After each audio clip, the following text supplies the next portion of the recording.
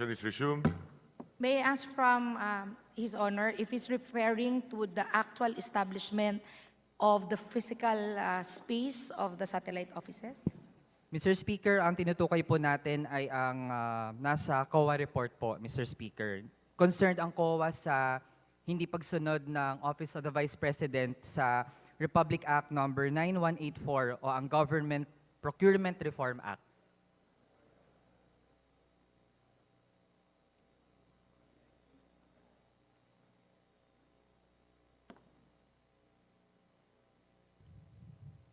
Sir Speaker, Your Honor, the OVP is in strict adherence to Republic Act 9184. And as to the practice of procurement through reimbursement, the Office of the Vice President has already stopped this practice and is now adhering to RA 9184. Mr. Speaker. Mr. Speaker, that is not consistent with what is really pointed out by COA. Mr. Speaker, ang sabi po ng COA, there was non-adherence to standard procurement procedures such as the conduct of competitive bidding or other accepted alternative modes of procurement. Mr. Speaker, malinaw po ang sinabi ng COA, hindi po sinunod ang RA 9184. Kaya Mr. Speaker, ang sabi din po ng ating sponsor, okay, sige, sa susunod po, tayo ay magiging faithful na sa RA 9184. Which means, Mr. Speaker, indirectly ina-admit na hindi talaga sinunod. Nagbadali po na itayo ang mga satellite offices, bumili ng mga property and equipment na hindi sinusunod ang batas. Mr. Speaker, concerned po tayo doon kasi second highest official po natin ang tingin po ay beyond or above po sa batas. Hindi po ito magandang modelo, Mr. Speaker, sa ating mga kabataan. So ano po ang komento doon ng ating sponsor?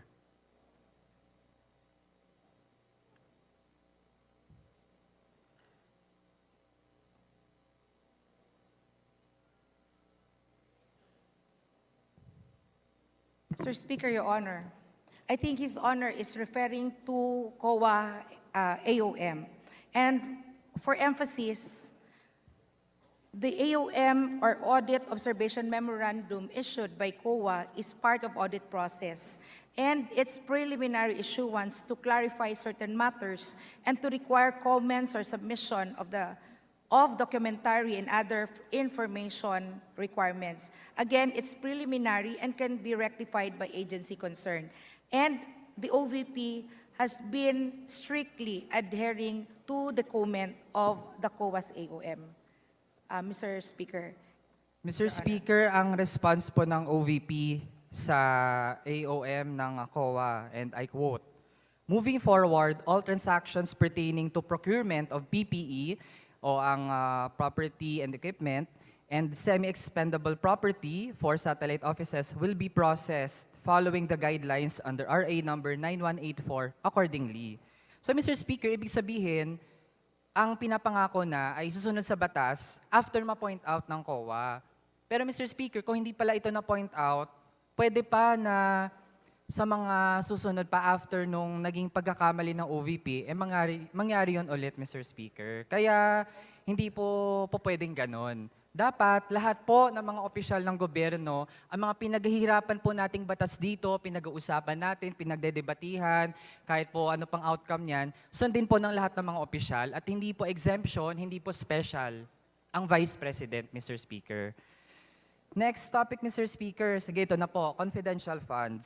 Simulan po muna natin ang proposal for 2024. Since House leaders have already had a position na dapat at least, no, while ako of course, basta po confidential o intelligence fund yan, mataas talaga ang ating pamantayan and very vigilant tayo dyan. Pero granted, Mr. Speaker, na kapag may confidential or intelligence fund, gagamitin lang siya for the defense of our territory, para sa national territory natin, Mr. Speaker. Ang confidential fund ba ng OVP, as proposed for 2024, is this to defend the West Philippine Sea?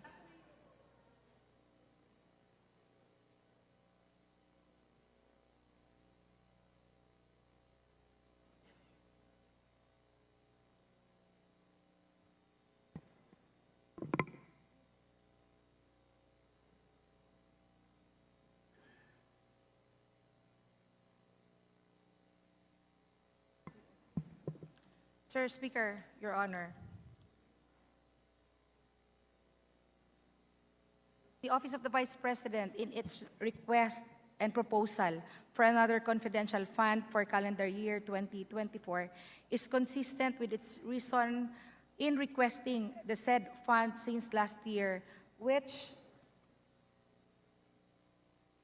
is to aim to use, which aims to use the fund for the safe implementation of its programs and activities. And through its office, the OVP aims to bring its programs to other areas and with a vision to target poverty reduction and threats to peace and order and achieve sustainable development. And in support of these goals, surveillance activities will be undertaken to assess security threats and ensure successful implementation of the project. Mr. Speaker, Your Honor. Mr. Speaker, from that long response, ang makuha po natin doon, hindi.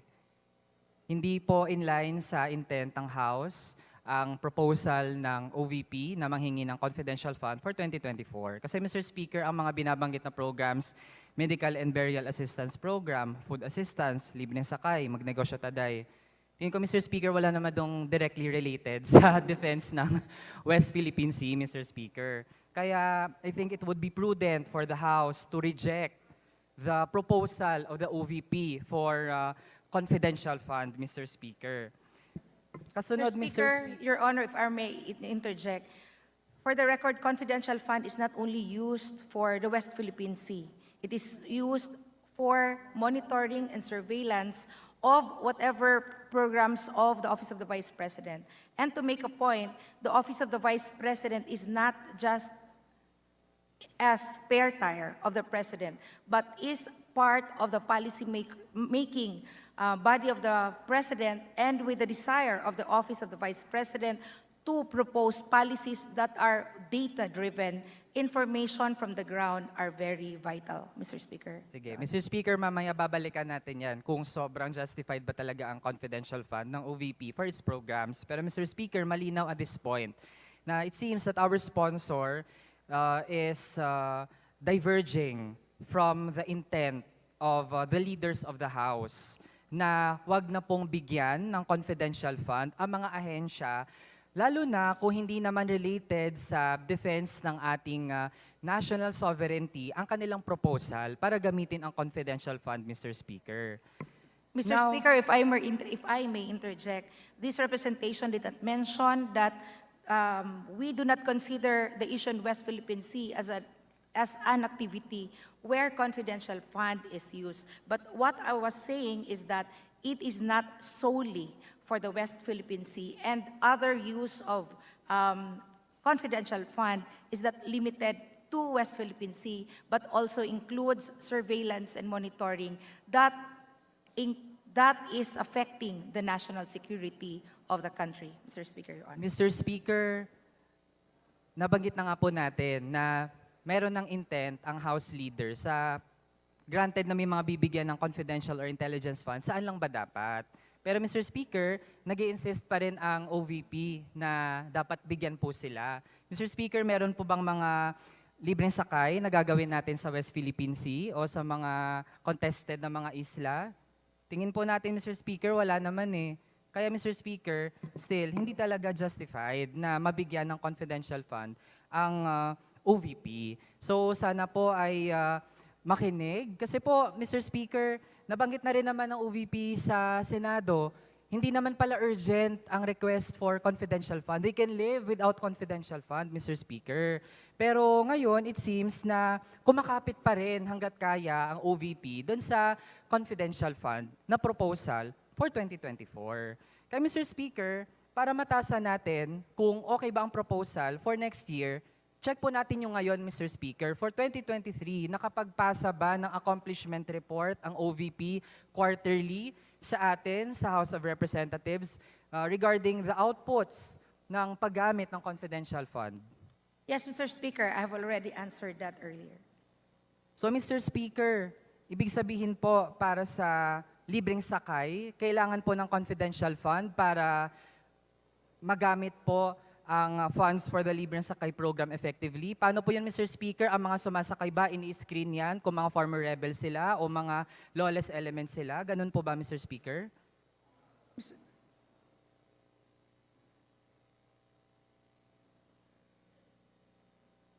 Mr. Speaker, Your Honor, the proposal for confidential fund is not for the implementation of Libreng Sakay, but for its monitoring and surveillance, because the OVP aims to bring its programs to other areas with a vision to target poverty reduction, threats to peace and order, and therefore, again, it's not directly used for the implementation of Libreng Sakay, but it is used for assessment, surveillance of the implementation of the program. Mr. Speaker, Your Honor. Mr. Speaker, yan din po ang sinasabi ng ibang mga ahensya. Halimbawa po ang mga nagkakonduct ng mga assistance programs, tapos mismo, Mr. Speaker, ang mga intelligence agencies. So kung yan po ang natitirang rason ng OVP to justify confidential funds, again, redundant talaga, Mr. Speaker. Tapos sobrang inefficient, Mr. Speaker, na para magawa ang mga programang ito, kailangan ng napakalaking confidential fund. Nasa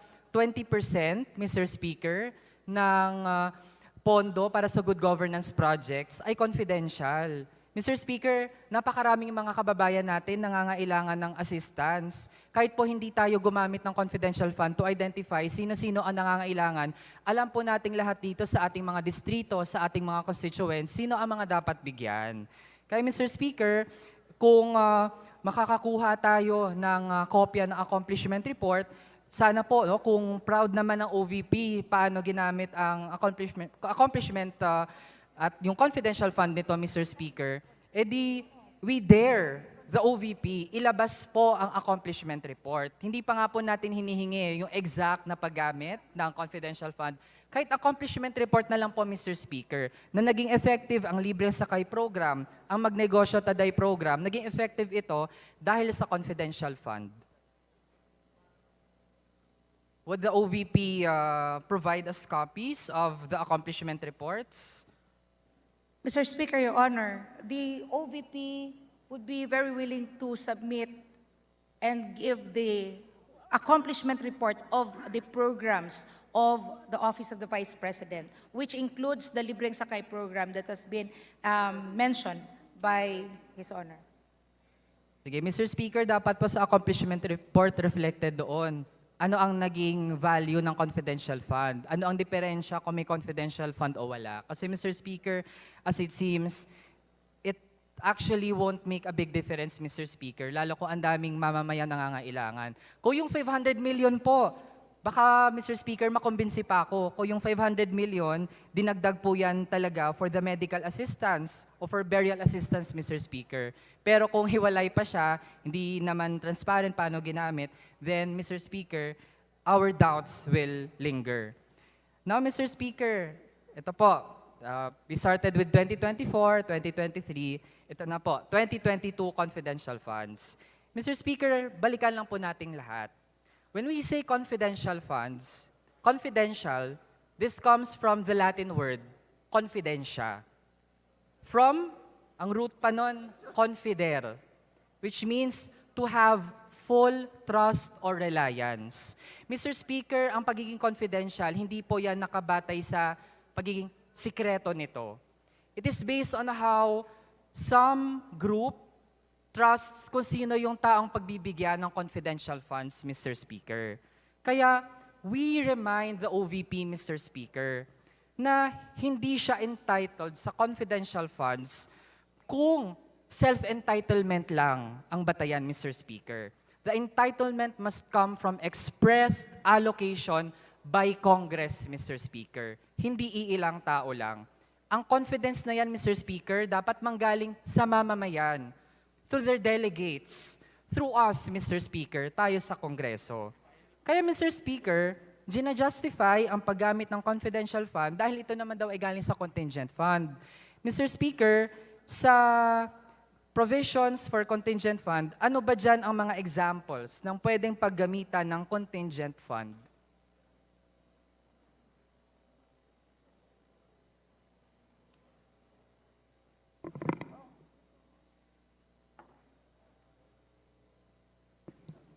Mr. Speaker, Your Honor, first, thank you for the short lecture on the definition of confidential fund. And I respect that opinion of His Honor. While the question on contingent fund lies on the office of the DBM in terms of its technicality, for purposes of presentation, allow me to read the definition of contingent fund. Contingent fund covers the funding requirements of new or urgent activities or projects of national government agencies, GOCCs, and LGUs that need to be implemented or paid during the year, such as, but not limited to the following: legal obligation of the government arising from final and executory decisions of competent authorities, such as compromise agreements, arbitral awards, mediation settlement agreement, and professional services in connection thereto. Second, requirements of newly created offices. And third, deficiencies in the appropriations for local and external travels of the President of the Philippines. Mr. Speaker, Your Honor. With that, Mr. Speaker, sa tatlong nabanggit na examples, meron po ba diyang confidential?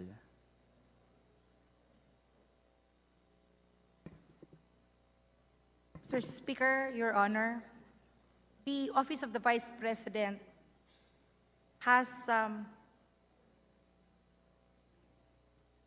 requested through the Department of Budget and Management for a fund, a confidential fund.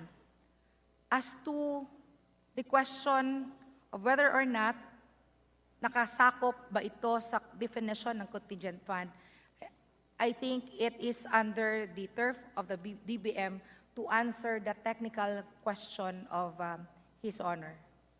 Mr. Speaker, lawmakers po tayo. We have the capacity to try to understand what is written, especially that the General Appropriations Act, ito pong national budget, Mr. Speaker, ang special provision on contingent fund, tayo din naman ang nag-approve nito sa Kongreso, Mr. Speaker. So, simple lang naman po ang tanong, Mr. Speaker. Sa tatlong examples, meron po ba diyang confidential?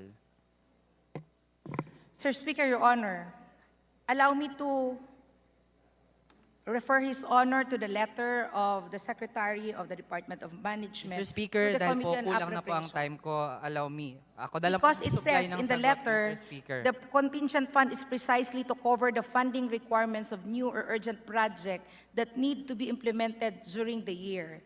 And the Secretary of the Department of Budget and Management saw it necessary for the Office of Vice President to be granted the contingent fund as it is qualified to receive such. Mr. Speaker, sige po.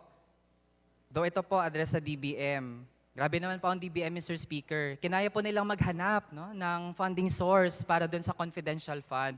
Pero PGH, Mr. Speaker, ang capital outlay zero, hindi po mahanapan ng pang-capital outlay, Mr. Speaker. Pangalawa, Mr. Speaker, sa tatlong examples ng pwedeng paggamitan ng contingent fund, wala po doon ni isa, Mr. Speaker, ay confidential. Ang mga allocation for execution of decisions, number 1. Number 2, requirements of newly created offices. And number 3, deficiencies for travels of the President. Lahat po nun, Mr. Speaker, auditable. Mr. Speaker, when we consulted ang mga legal experts natin, kapag po nagsusulat ng batas, kung yung mga examples ay nakalatag naman at meron tayong gustong i-introduce na bagong pwedeng paggamitan, dapat, Mr. Speaker, consistent. Kung walang confidential sa mga examples, hindi pwedeng magsingi tayo doon ng confidential, Mr. Speaker. It's like pupunta ka ng pet shop na para sa mga aso. Iba-ibang breed ng aso nandyan, basta aso. Hindi ka pwede maghanap dyan ng pusa, Mr. Speaker. Iba po ang nature ng confidential fund. Contingent funds are supposed to be auditable. Ang confidential fund, hirap na nga po tayo na ma-audit ito, Mr. Speaker. Kaya, mahina din talaga ang batayan na magkaroon ng confidential fund ang OVP noong 2022, Mr. Speaker. Kaya, liban sa hindi naman talaga entitled ang OVP for that confidential fund, paano din ba talaga ito ginamit, Mr. Speaker? let's end now with mental gymnastics, Mr. Speaker, to justify the use of contingent fund for confidential fund. So sige po, ito na lang, kung mapapatunayang nagamit po ito ng maayos, di ba po cash ang confidential fund? So ibig sabihin po, ito po, nahanap natin ang activities ng OVP from December 13 to December 31. Mr. Speaker, December 13, 2022, Vice President visits Pinaglabanan Elementary School. Can the OVP confirm?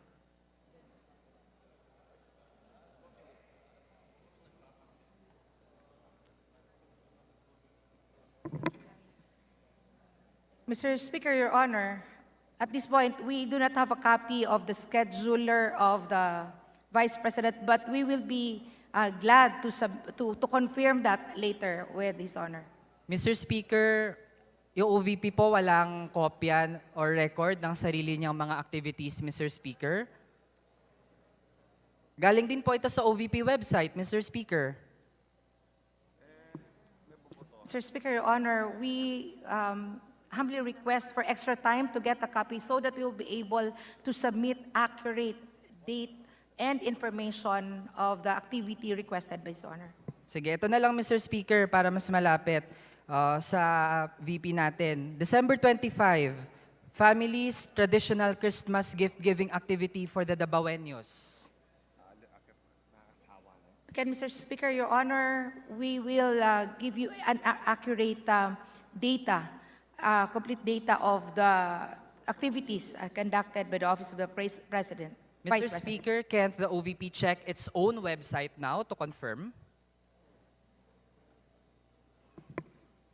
In the interest of time, Mr. Speaker, Your Honor, maybe we can continue with the deliberation while the Office of the Vice President are checking. Mr. on the- Speaker, ako na po in behalf of the sponsor, can we suspend session para po ma-check nila? Is there a motion to suspend the session? Yes, Mr. Speaker. Mr. The Office of the Vice President has the following engagement since July 2022 when she assumed office. Mr. Speaker, quickly lang po, we're talking about activities December 13 to 31. Yes, just to emphasize, Mr. President, Mr. Speaker, that since July of 2022 up to August 2023, the Office of the Vice President has a total 558 engagements all over the country. And the question is to confirm the report given by His Honor. I think he is referring to the schedules here.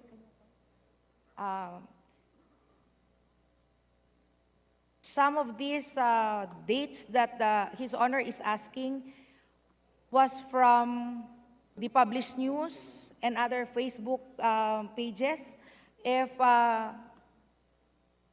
these are seen on Facebook that the President is on these several occasions, then that is confirmed that the Vice President is on these occasions. So, Mr. Speaker, halimbawa, noong December 17, 2022, the Vice President met with urban poor residents, tricycle drivers, online app riders, and PWDs. So para po ma-secure ang meet-up na ito, Mr. Speaker, at maprotektahan ang Vice Presidente, gumamit po ng cold cash na 11.363636 million pesos para matiyak po na maging successful ang ganitong activity, Mr. Speaker. Ganun po ba? No, Mr. Speaker. So, Mr. Speaker, kasi yun na nga ang lumitaw, Mr. Speaker, na nagamit within that time period ang 125 million. At ang sabi na nga po ay para protektahan ang VP kapag ginagawa ang ganitong mga aktibidad. So, ibig sabihin, Mr. Speaker, ganun ang implication. In cold cash, binigay sa OVP ang 11.363636 million, tapos ginastos for this event to push through. Sir Speaker, Your Honor, the utilization of the confidential fund is not limited only on the actual engagement of the Vice President, and it's not through a cash implementation, it's not through the use of cash in the actual activity of the Vice President. Again, it also the disbursement, the utilization of the confidential fund also involves monitoring and surveillance prior to the actual activity Sige, of the Mr. Vice Speaker. President. Mr. So prior, so ibig sabihin po, kahit hindi po December 17 to prepare for that event, days before. Sa mga days before po, 11.3636 million days before ginamit per day para maging successful ang December 17 meet-up with urban poor residents, drivers. Again, Mr. Speaker, Your Honor, for emphasis, the confidential fund is not used for the actual activity of the meet-up of the Yun nga Vice po, kaya President. before, Mr. Speaker, 11 million pesos per day before December 17 ginamit para When I maging say successful. prior, Mr. Speaker, Your Honor, that is not a day before or 2 days before, but that includes the laying down of plan, the implementation of the plans laid out prior to the release Representative of Manuel. the funds, Mr. Speaker, Your Honor. Sige, Your time Mr. is- Speaker, your time so is up. days prior. So sige, ang last activity po, December 31, OVP sent relief assistance to the victims of Representative December Manuel. 23 fire in Tagbilaran. Meaning, Mr. Speaker, 11 million pesos per day leading to December 31 ginamit para maging Majority Leader. successful to. Point of Mr. order. Speaker, baka mas malaki suspended. pa ang ginastos dito kaysa sa financial assistance na pinamigay.